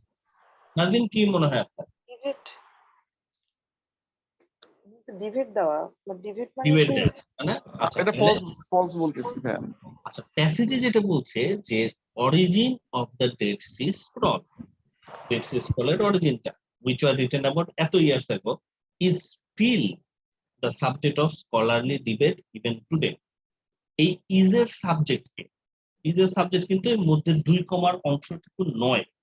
2 কমাকে আমাদের বাদ দিয়ে পড়তে হবে। 2 কমার বাকি অংশ যেটা আছে সেটা হচ্ছে আমাদের মূল পড়ার অংশ। বোঝাচ্ছি এই যে, ধরুন এটা আমাদের হচ্ছে প্যাসেজের একটা লাইন। তো আমরা একটু খেয়াল করি এখানে এইটা একটা কমা, রাইট, এবং এখানে আরেকটা কমা। গ্রামাটিক্যালি আমরা জানি যে এই 2 কমার মধ্যে যে তথ্যটা সেটা আসলে মূল বাক্যের অংশ না, এটা একটা এডিশনাল তথ্য। হ্যাঁ, কার সম্পর্কে তথ্য? লাস্ট নাউনটা সম্পর্কে তথ্য, নিচের আগে যে লাস্ট নাউনটা আছে। তাহলে মূল বাক্যটা হচ্ছে আমাদেরকে আসলে পড়তে হবে এই জায়গা থেকে আমাদেরকে পড়তে হবে এই জায়গা পর্যন্ত। তাহলে মূল বাক্যটা হচ্ছে, খেয়াল করুন, the origin of Dead Sea scroll is still the subject of scholarly debate even today. বুঝতে পেরেছি কিনা? কুমকুম বুঝতে পেরেছেন? তাহলে the origin of Dead Sea scroll is still the subject of scholarly debate, তার মানে কি? ডেড সি স্ক্রলের যে অরিজিনটা সেটা নিয়ে এখনো ডিবেট হচ্ছে, স্কলারলি ডিবেট হচ্ছে। তাহলে স্কলারলি ডিবেট কাদের মধ্যে হচ্ছে? স্কলারদের মধ্যে হচ্ছে। পণ্ডিতদের স্কলার, মধ্যে। হ্যাঁ, স্কলার শব্দটা হচ্ছে একাডেমিক শব্দের, একাডেমিয়ানদের শব্দের সিনোনিম। তো এখানে যখন আমরা দেখতে পাচ্ছি স্কলার শব্দটা, দেখছি স্কলার, আমাদেরকে বুঝতে হবে এই স্কলার হচ্ছে এই একাডেমিক্স এর সিনোনিম। তাহলে এবার আপনারা বলুন, একাডেমিকদের মধ্যে কি একটা এগ্রিমেন্ট আছে নাকি তাদের মধ্যে একটা ডিবেট হচ্ছে? যদি ডিবেট হয় তাহলে কি তাদের মধ্যে এগ্রিমেন্ট আছে, হ্যাঁ নাকি না? What do you think? তবে না না না না বলা, তো দেখুন no, there is not agreement এবং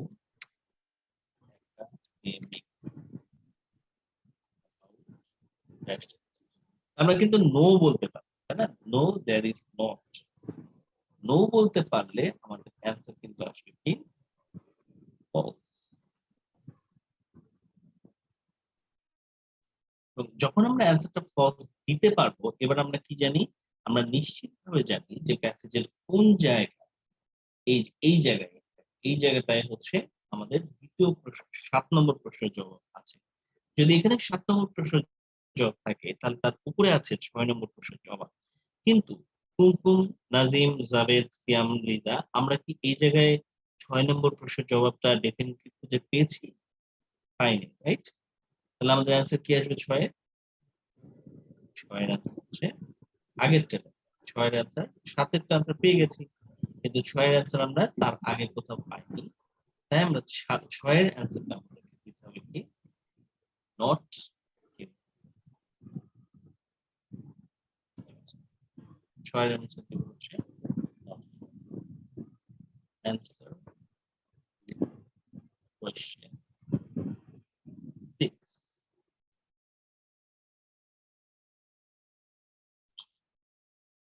Not given.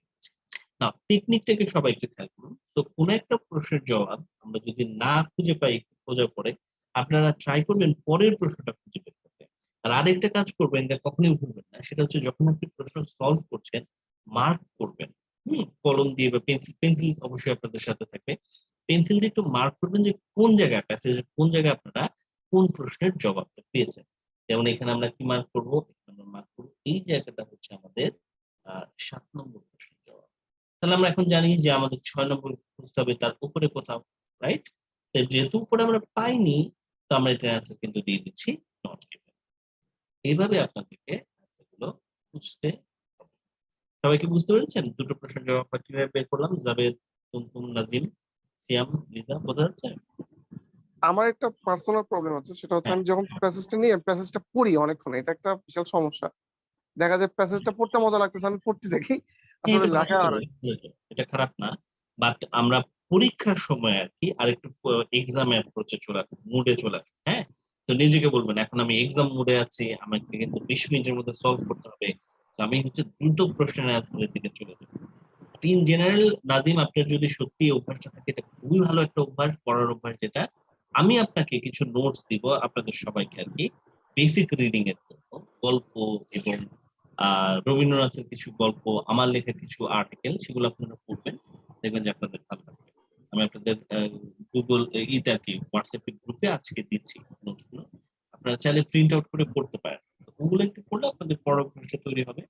আর যখন টেস্ট দিচ্ছেন তখন টেস্ট মোডে চলে আসে, হ্যাঁ? তাহলেই হবে। এমনিতে বোঝা গেল কিনা 6 এবং 7, রাইট? 6 এবং 7 যদি বোঝা গিয়ে থাকে, আমরা 8 নম্বরটা আমরা একটু দেখি কিভাবে সলভ করব। আমাদের হয়তো আর সময় নেই 8 নম্বরটা সলভ করার, বাট আমি আপনাদের দেখিয়ে দিচ্ছি 8 নম্বরটা আমরা সলভ কিভাবে। ভাই একটা জিনিস ছিল, সেটা হচ্ছে যে অনেক মানে প্যাসেজে আনকমন ওয়ার্ড থাকলে হুম হুম তখন মিনিং বোঝার ব্যাপারটাতে কি ইয়ে হবে কিনা, মানে এইটার ব্যাপারে আমার কিছু সাজেশন আছে। If we encounter unknown word in a passage, what to do, কি করবো তখন? এটার ব্যাপারে আমার প্রথম যে সাজেশন সেটা হচ্ছে আমরা যদি পড়ার অভ্যাস করি, তাহলে আমাদের আস্তে আস্তে কিন্তু আননোন ওয়ার্ডের সংখ্যাটা কমে আসবে। তো এটা একটা ফার্স্ট স্টেপ হচ্ছে keep reading,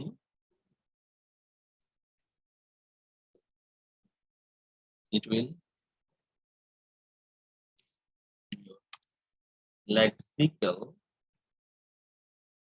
resource and minimize the chance of encountering unknown। আচ্ছা ভাইয়া, আমার যে সমস্যাটা, আমি হচ্ছে যখন হলো মানে প্যাসেজ আচ্ছা পড়ছি। কুমকুম আপা, একটা মিনিট, আমি এই সাজেশনটা একটু লিখে নেই, তারপর আচ্ছা আচ্ছা আচ্ছা, ওকে। কোনো সমস্যা নেই, আমি আপনার প্রশ্নটা নেব। তো এটা হচ্ছে প্রথম, কিন্তু এটা সবসময়ের জন্য সত্য না যাবে। তার কারণ হচ্ছে কি, এমনকি যে মনে করেন সবচেয়ে ভালো রিডারও, সেও আননোন ভোকাবুলারি কিন্তু এনকাউন্টার করবে, কারণ কারো পক্ষেই পৃথিবীর সকল ভোকাবুলারি জেনে যাওয়াটা সম্ভব না। তাহলে সলিউশনটা কি? ডোন্ট, আচ্ছা, try to understand the context of the whole paragraph instead of understanding a single sentence. পুরো একটা মানে একটা যখন সেন্টেন্স পড়ছেন আপনি শুধু একটা করে সেন্টেন্স পড়ে সেটা ট্রান্সলেশন করার বা মিনিং বোঝার চেষ্টা করবেন না। Don't try to translate a sentence. কখনোই আজকের পর থেকে কখনো কোনো বাক্য ট্রান্সলেট করার চেষ্টা করবেন না মাথায়, হ্যাঁ, বাংলা করার চেষ্টা করবেন না এবং একটা বাক্যকে টার্গেটও করবেন না। যে ধরুন একটা বাক্য আপনি দেখছেন, এই বাক্যটার মিনিং বুঝতে পারতেছেন না, ডোন্ট ওয়ারি, পুরো প্যারাগ্রাফটা পড়েন, হ্যাঁ, একটা বাক্যের মিনিং না বুঝেও আপনি পুরো প্যারাগ্রাফের মিনিংটা বুঝতে পারবেন। তো আপনি যদি পুরো প্যারাগ্রাফটা পড়েন, পুরো প্যারাগ্রাফের যদি আপনি কনটেক্সটটা বিষয়বস্তুটা বোঝেন, তাহলে আপনি কি করতে পারবেন, আপনি অনুমান করতে পারবেন। If you can understand the context, প্রসঙ্গ of a paragraph, you will win.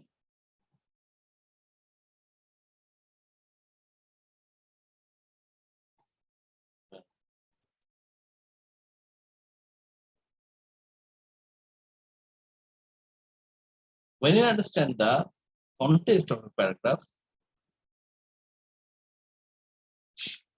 try to guess, মানে অনুমান করার চেষ্টা করবেন meaning of that particular unknown vocabulary. যখন আপনি পুরো প্যারাগ্রাফটার কনটেক্সটে বুঝছেন, এবার আপনি অনুমান করার চেষ্টা করেন ওই পার্টিকুলার আননোন ভোকাবুলারিটা। এটাকে বলে হচ্ছে এডুকেটেড গেজ। ট্রাস্ট মি, আমি এই শব্দগুলো বানাচ্ছি না, এগুলো সত্যিকারের শব্দ, এক্সপ্রেশন। এডুকেটেড গেজ করা, এটাকে বলে হচ্ছে এডুকেটেড গেজ করা। এডুকেটেড গেজ একটা সত্যিকারের টেকনিক বা সত্যিকারের অ্যাপ্রোচ, যেটা সবসময় একাডেমিয়ানরা করে বা গুড রিডাররা সবসময় এটা করে। ইনিশিয়ালি মানে শুরুর দিকে your educated gaze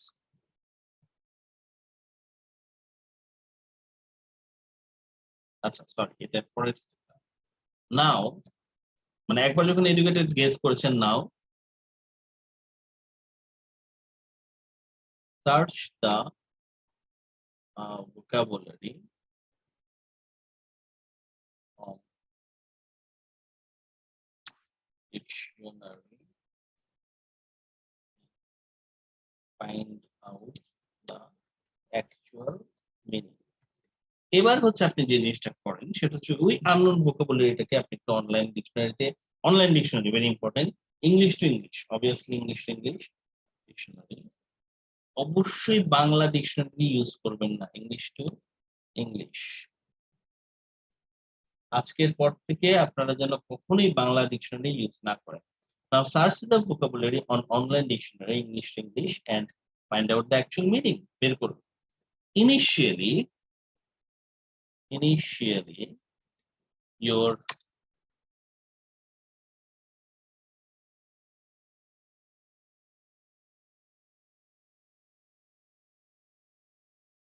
educated gaze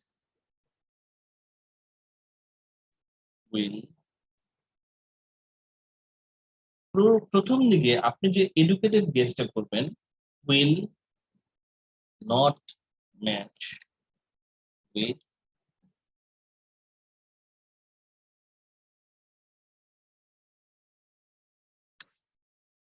actual meaning এর সাথে পুরোপুরি ম্যাচ করবেন না প্রপারলি।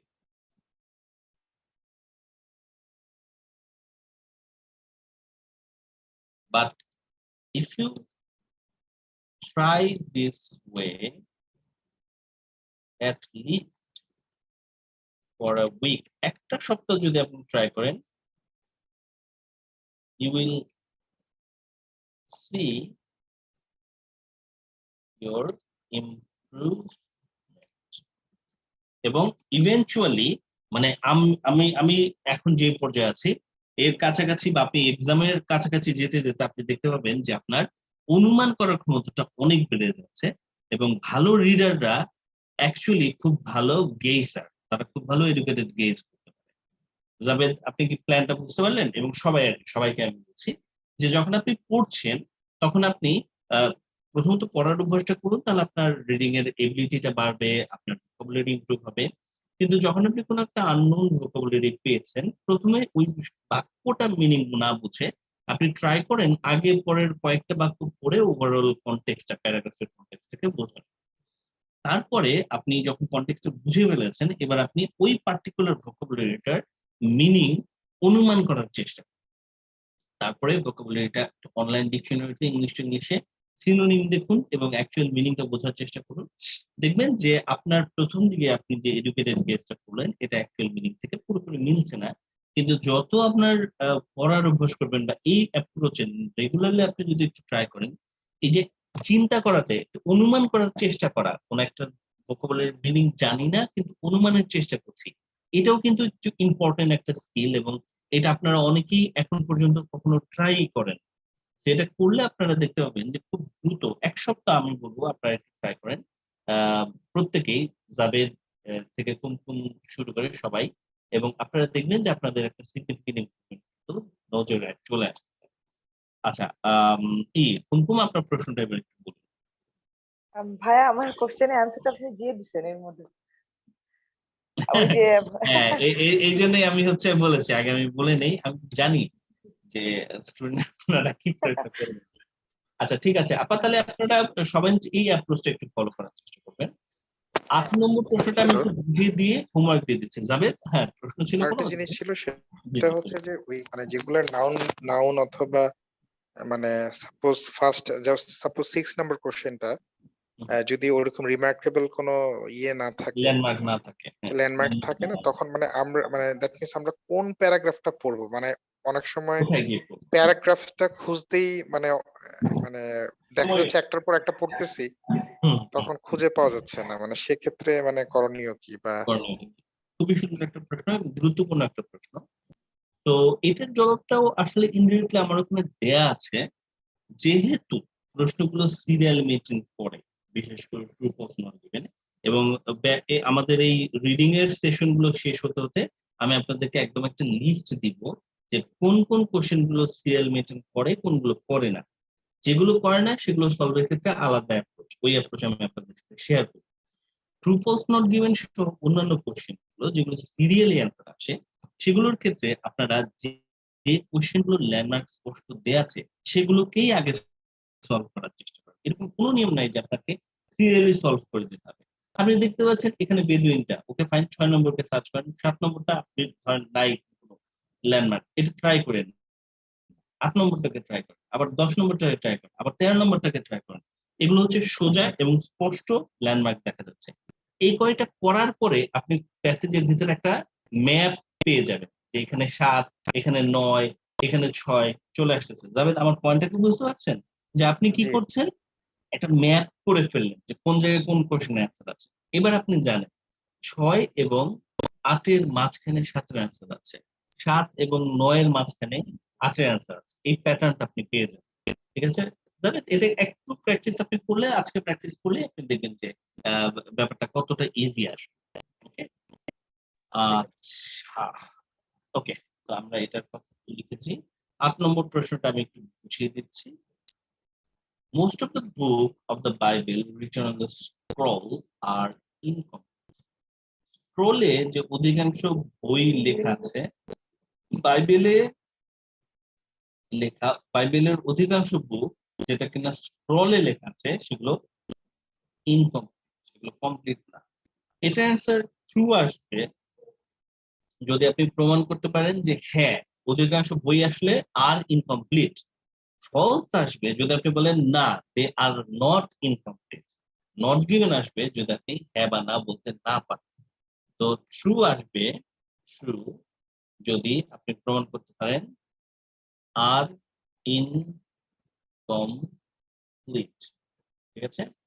ফলস আসবে যদি আপনি প্রমাণ করতে পারেন আর নট ইন কমপ্লিট, ওই যে পুরোপুরি বিপরীত তথ্য। আর নট গিভেন হচ্ছে যদি আপনি হ্যাঁ বা না প্রমাণ করতে না পারেন। এইটা হচ্ছে আমাদের প্ল্যান। তো এইটা আপনারা একটু ট্রাই করে দেখবেন।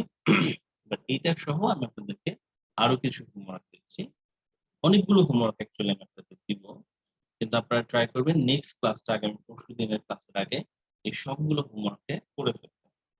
তো হোমওয়ার্ক গুলো আবার আমি আপনাদের দিচ্ছি।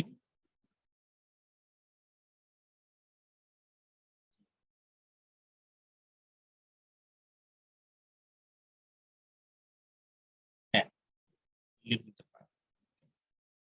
শেষ করে দিচ্ছি, হোমওয়ার্কটা নেই। আজকের ক্লাসের ভিডিওটা সহ সবগুলো ভিডিও হচ্ছে আপলোড হতে যাচ্ছে আমাদের গ্রুপে।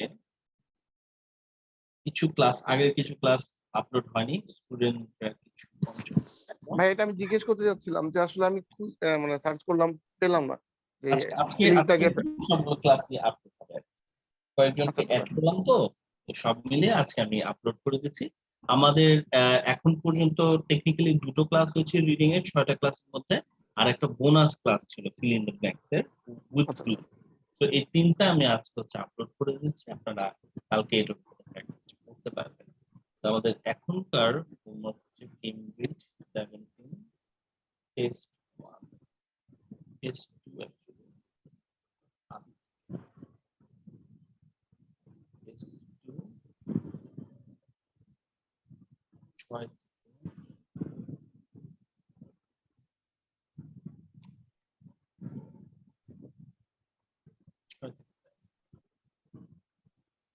আমরা 6 নাম্বার প্রশ্নটা আনসার করেছি, তারপর আপনার এটাকে answer। ভাইয়া IR17 এফবি গ্রুপে না আপলোড হবে এগুলা? হ্যাঁ হ্যাঁ 17 গ্রুপে ভাইয়া আপনি কি 18 এর কোনো বেচের করছেন না? এটাতেই আমাদের ক্লাস হবে। 17 এর আমরা IR17 17 এর ব্যাচে এখন পর্যন্ত আছি, বাট যদি চেঞ্জ করি আমি আপনাদেরকে জানিয়ে করবো প্লিজ, ঠিক আছে? আপনি যেহেতু পরের ব্যাচটা কন্টিনিউ করবেন, তো আপনাকে তোমাকে জানিয়ে আমি এটা দিব, সমস্যা নেই। হ্যাঁ, হুট করে দেখবে যে ক্লাস হচ্ছে না, না সেটা হবে না।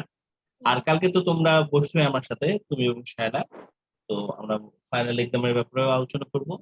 সাইমা পরীক্ষা দিয়েছে, সাইমার রেজাল্ট আসছে 7.5, ওটার উপর আমি একটা পোস্ট দিচ্ছি।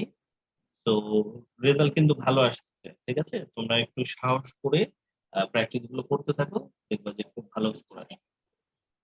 আজকে তাহলে ভাইয়া এই পর্যন্তই। তো আমার হুম। অনেকগুলো জমছে, একটু দেখে দিলে ভালো হতো। হ্যাঁ আমার হ্যাঁ ওই আমি পিসি কালকে থেকে আমরা দেখে দিচ্ছি, কালকে থেকে আমরা দেখে দিচ্ছি, ঠিক আছে?